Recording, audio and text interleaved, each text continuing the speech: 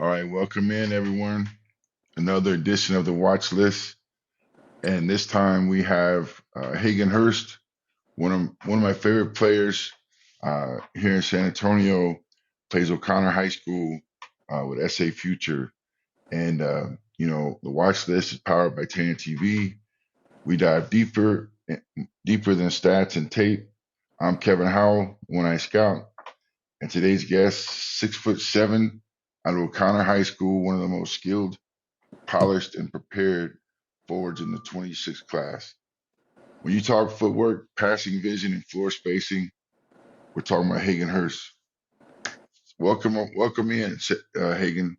Thank you for having me. Really appreciate it. Man, we were, and I'll tell this story. Like, you're one of my favorites. Uh, passing side, passing wise, shooting, footwork.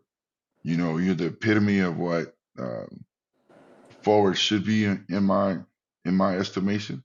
Um, but last year we had to work through some things, and I was just asking a little bit earlier, but what does it feel like to be healthy going in through this summer and into your senior year? Oh, it's a huge blessing. I mean, after my injury last year, it was I found God, and that's been my huge testimony. I found Him. I think He's taken my life and changed it, and I don't think it's a coincidence now that I'm playing some of the best basketball, and He's put me in a position to succeed. And there's no coincidence there. It's just the great plan He has for me, and I'm going to keep living His plan in His way. That's awesome, man. You know, if I talk to anyone, uh, Gasso, anyone around San Antonio, everyone I talk to mentions your high IQ. When did you start seeing the game differently than other guys your age? Yeah, so when I was younger, I was still tall. I've never really had that one growth spurt. I've been taller than most kids my whole life, so I've been able to see over defenses and see through.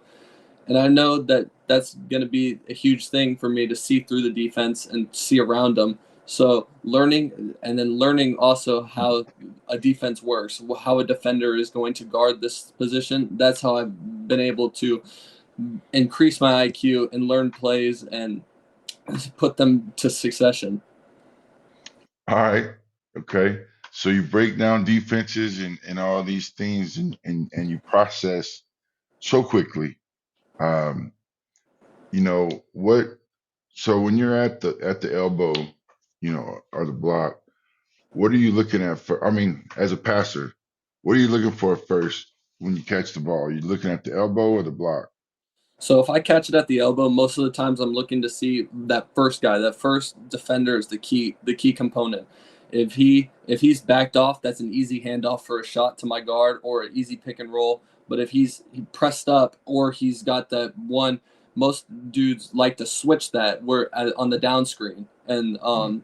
you see that if his head's turned or he's playing that sag spot, it's a wide open back door every time. That's just what I look for. And then if I catch it on the block, I'm really looking for that double. Which side is the double coming from? And honestly, I'm lucky enough to play with a bunch of kids who know what spot they need to be in with where the double comes. They either need to be on that opposite block or we'll have shooters spotted up in the corners and I'll find one of them.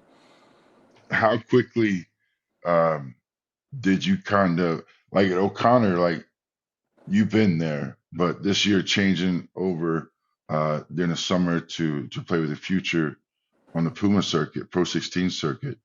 How long did it take you to assimilate yourself or the team around you get used to your passing ability?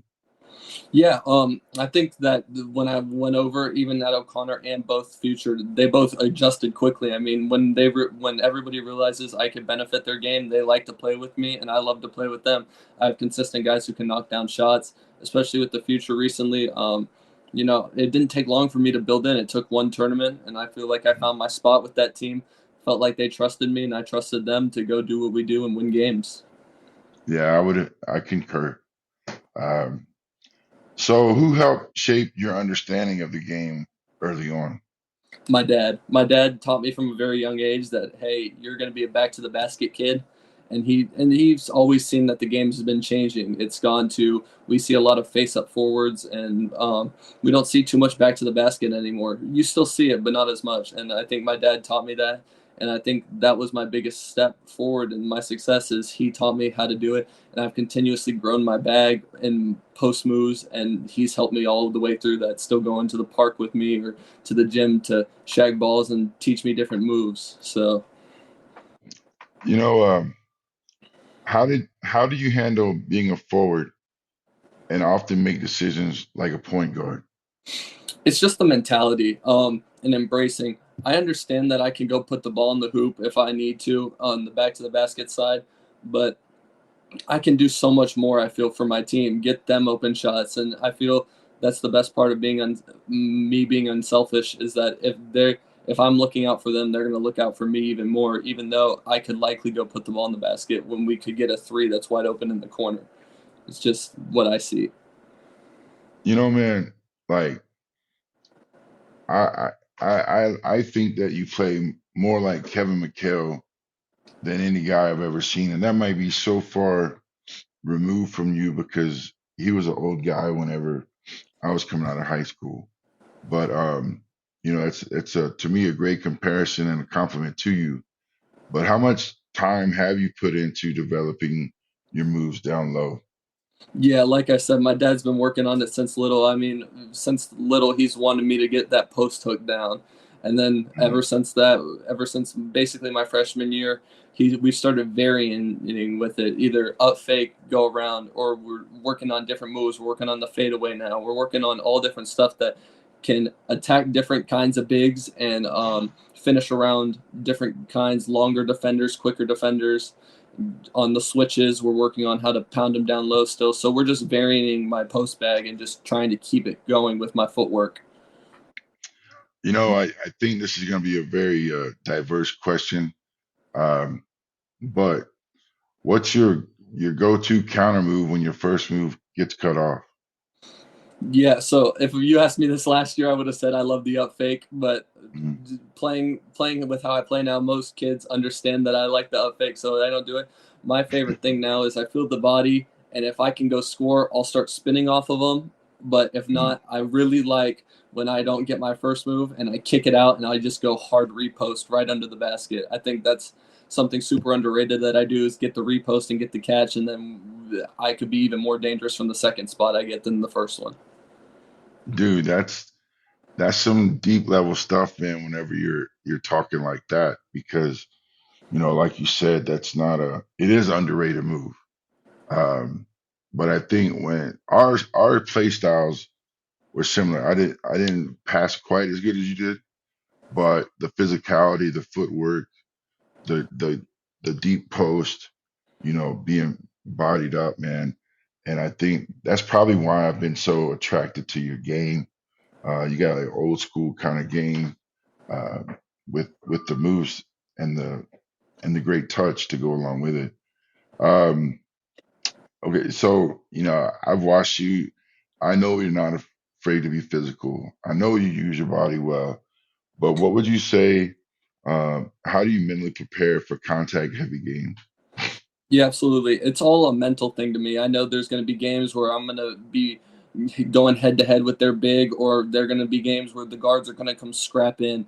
I'm not expecting calls, and I'm not expecting to get. And then when I miss a shot, I'm not. I don't need to get in my own head. I need to keep my focus. And most of the time, I like this thought process because if I miss the first one, there's a better chance I could go grab that second rebound and go get a third one and be even more dangerous on the second and third shot.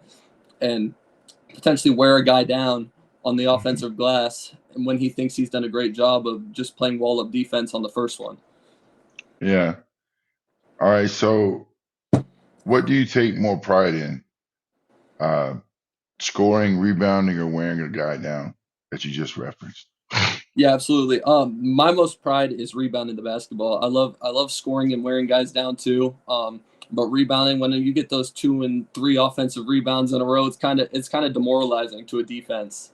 And Hmm. but still, both of those wearing guys down and scoring, I take pride in. It's mainly what I do for my pride is if I see a double coming, I know I've won. I know I've won with that guy, and I know that their coach thinks I've won, and that he needs the help. Yeah. All right. Touche. Um, so let's say, okay. they switch a different guy on you, or let's say you're going against Latrell, right? So how do you adjust your game when facing longer or more athletic defenders? Yeah, it's a very different thing, especially like you said, Latrell. Finding ways to score around and through him are challenges, but um, I think it's mainly IQ, figuring out how to be smarter than him, getting him on an up fake, getting him on a fade, um, sucking him into my first move and going to the second move. Those are just things that I feel that I can score around those more athletic defenders and score through them as well when they don't expect it. Yeah, and that's cool that you have guys like that. I mean, you got Latrell, taller, longer, athletic. You're gonna have Zeke, athletic, a little bit shorter than you, but still an athletic freak. I Absolutely. think you're in a great spot, man, to develop. I really do. Um, so let's talk about floor spacing. You've shown you can knock down shots consistently. When did shooting become such a weapon in your game? Yeah, so I felt like my touch has been very important since I was a little kid, and I've always like focused on layups and maybe the little short 10, 15 footers. But over the past year and a half, when I realized, hey, I'm going against now these 6'10" guys, 6'9", hey, I might need to work on expanding that. And that's when I feel like I've just taken my 3-point shot and my expanded mid range to the next level and just continuously get in the gym each day to be shooting the ball against the longer defender and all that. Yeah. So how does your ability to hit from the outside shift how teams defend you? Yeah, that's something we saw last year too, and I see a lot in Mao. When I catch the ball on the high post, players are really pressed up, um, and I feel like that benefits me with that because I can make more reads out of it, or if they're pressed up, I can take them down to the block. So I think those are the two most important things with how they shift to guard me. Yeah. Does is that something that you look forward to uh, in making teams um, defend you differently? Absolutely. When teams defend me differently, it gives me a new look. It gives me a different way to think. If they're pressed up, hey, I know that there's probably somebody's gonna get backdoored, or if they're pressed up like that, I'm gonna get an easy pick and roll because that guy's eventually gonna have to hedge and he's gonna have to go out further because he's so close to my body. Or if they're sagging off, I'm gonna let it fly. So there's just different ways people guard me. The double comes, I can make reads out of it, or if they want to leave me on an island, I'll go to work. So just the different reads gives me an advantage each time. You know, so it seems like a simple question, but maybe there's more to it. How do you use your shooting creativity to create passing lanes or open up cuts for teammates? Yeah, so when like the mid range or the 3-pointer, I like to get my game started like that. If I knock one or two of those down, I can sink a defense in, make him be more pressed up, and then they'll start falling for my up fakes or and all of that, and I can start decision making. That's when our cutters start moving, our shooters are spotted, and we're ready to knock shots down and finish at the rim. All right, so whenever you're working on your shot, what's your process like? Is it reps, more mechanics, or a routine? It's more mechanics. Get my shot in touch. I like to start my day. I don't really start near the rim. I start at the free throw line, knock a bunch of free throws down. I feel like that finds my touch because my shot doesn't have too much rotation on it. It's more just putting the ball in the basket. So finding my touch and finding my angles are really important to me in my shot. And then finding the right amount of power to put the ball in the hoop. Those are my three keys when when I'm shooting around and getting all the reps in. You know, what's a part of your offensive game that you feel is still underrated? In my opinion, my most underrated part of my game is offensive rebounding. I think that's a part of my game that goes so untalked about. I think I gained last year in district. I averaged 5 to 6 offensive rebounds a game, which just gave my team more offensive possessions, more chances to put the ball in the hole. more chances for me to go score. And I think that's only going to benefit me. And I think that's something that widely goes untalked about in my game. You know, kind of talk me through your process of rebounding. I know I'm kind of throwing this at you, but um, let letting people hear it from a peer versus a coach, like, what's your process? Like, are you tracking the ball? Are you finding a man? Are you going to the opposite side of the rim, or kind of what's your process?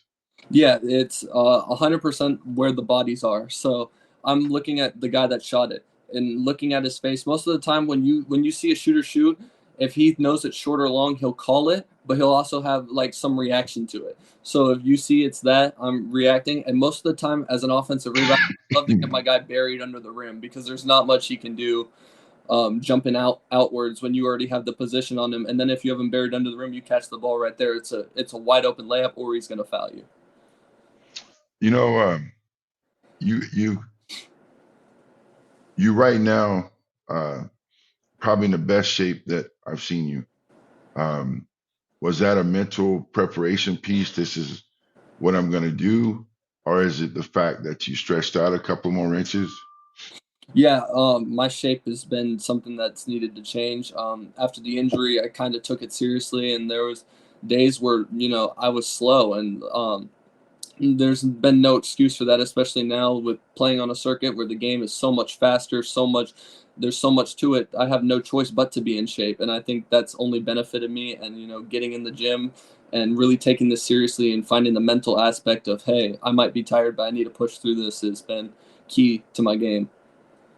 All right, man. So we need to clear up something. Okay, your height. I've seen 6'6", 6'7", 6'8". What's the real deal, Holyfield, man? You asked me, I'm 6'8", but All right, hey, I'm good, bro. yeah, absolutely, absolutely. Without shoes, I'm probably 6'7", but definitely 6'8" with shoes. That's what we take Yeah. our official measurements at O'Connor, so that's what I'm going with. All right. Hey, now we can put that to rest. All right, man. So development and chemistry. We talked about what's it been like running with the future this year. What's the vibe and competition level in practice?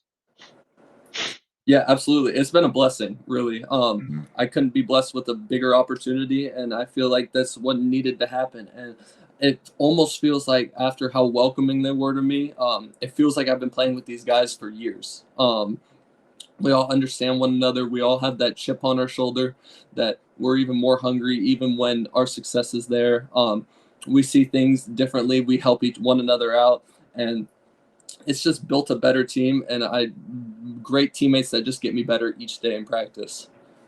So let me ask you a question because I've talked to Talon, Zeke, and Donnie before, and I know how competitive Brennan practices are. So are these practices pretty fierce as well? Oh, absolutely. Donnie and me have a little running joke. We do full court ones, and me and him are always going at it. So we have a little Mm, running joke there. We're going at each other. It's always somebody gets a stop. We're clapping in one another's face. So yeah. it's intense. And when we'll do some 5-on-5 stuff, and if we're struggling, we'll let one another know why we're struggling. It's just we all have a common goal, and we all know what we can be. So we're just trying to get each other the best we can. Yeah, that's awesome, man. Like you say, dude, that may have been just it's a blessing, but it may have been just a move that was needed at the right time. And so who's someone that you've gone to war with or against this summer that brought the best out of you? Yeah, so I have two answers for this. The width would definitely be my future and O'Connor teammates.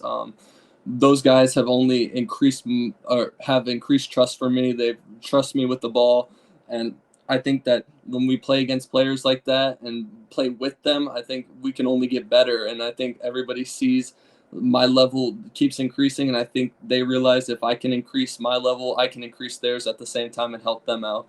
And then somebody against, I'd probably say, was Mason Thomas.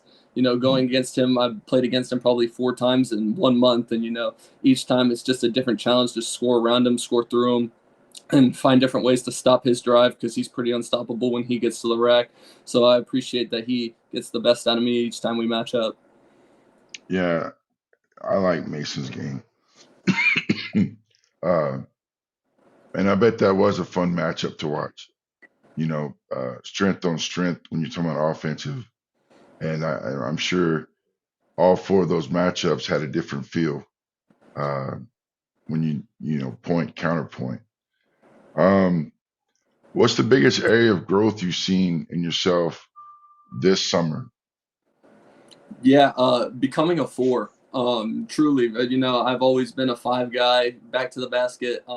Now playing with Latrell, where I'm forced to play more perimeter. I think my perimeter and spacing has only gotten better, and it's going to continue to get better, especially going into Richmond and Bryan, where we're going to need to win games. And I think my perimeter game, as well as I can dive into the inside game, just playing that four position at a true mark, has been my best impress this summer. You know what, man? That's kind of. I can't wait to catch y'all when y'all come back to Bryan on the 17th through the 20th, uh, just to see um, you and Latrell again. I saw y'all earlier when we had the circuit. Um, and I tell people all the time, that's probably my favorite tournament is those circuits because everybody plays against everybody, and that always intrigues me. Um, you know, how does competition on the circuit compare to district or high school? Yeah, absolutely. It's a lot faster. I mean, we're getting up and down constantly. But at the same time, I think it's also a benefit to when we get back to district ball. I mean, plus the added challenge of the shot clock and circuit play, and that everybody's wanting to step up. There's no folding under pressure here. There's only stepping up, and you see guys, going out having great performances and trying their best to make sure you have a bad performance. So there's no folding under pressure, and with that shot clock, it's just a new added challenge. You have 30 seconds to score the ball. I think I had that problem last week at TABC where I was looking at the ref, hey, shot clock, you know what I mean? But there's no shot clock there. So Yeah, so it's that's just different, that's but it cool. gives me an increased challenge, and I think it's only going to better me for district season. Yes.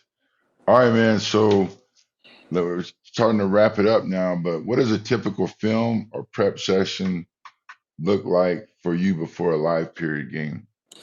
Yeah, absolutely. So I'm a huge film guy. I love watching all the film. Vision. I love watching all the different bigs that pass. You'll look at Kevin Love. You'll look at Jokic. Those two are my vision guys. And then if you go to footwork wise, you'll go to Kevin McHale, or I'll go watch DJ Burns highlights from NC State with his drop step. Just watch some of that, and then I like to watch tendencies of the guys I'm going to guard. What do they like more? What kind of pull ups do they like? Especially guarding fours, a lot of those guys like to pull up midi. So where do they like to stop? Where are their favorite spots? Keep them away from that. I think that prepares me for these games, and I think going to live period, that's how to be successful. All right, man. Hagen, we've seen the tape, we've heard the breakdown, but now I want you to look in that camera and tell every coach, scout, and fan exactly what they're getting if they bring you in. Just a player who's playing the game for the game. I'm a student of the game. I have a true love for the game, and I'm a team player. Academically responsible. There's no there's no hiding in my game. I'm bold, and I think that that's the best part. That I'm going to bring something different to your program, but at the same time, it's going to be a blessing. And I'm going to try and help you win games. All right, man. I really appreciate you joining us today, Hagen. Yes, thank you for Um, having me on. all right, folks. That's it for today's watch list, powered by Tan TV. Hagen Hurst is more than skill. He's vision, and tough touch in one package. Appreciate you joining us, Hagen. We'll be tracking your rise and every step of the way. Looking Thank you. forward to